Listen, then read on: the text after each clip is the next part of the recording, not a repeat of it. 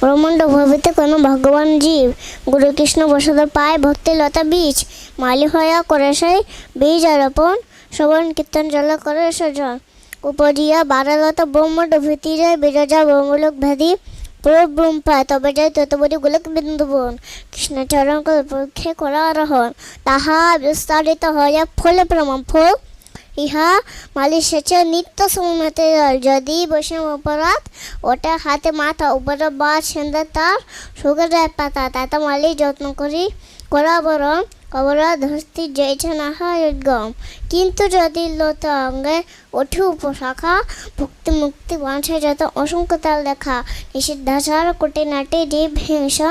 লাভ পূজা প্রতিষ্ঠাতে যত উপশাখা গুণ শেখ জল পায়ে উপশাখা বাড়ি যায় স্তব্ধ হয়ে মূল শাখা বাড়িতে না পায়।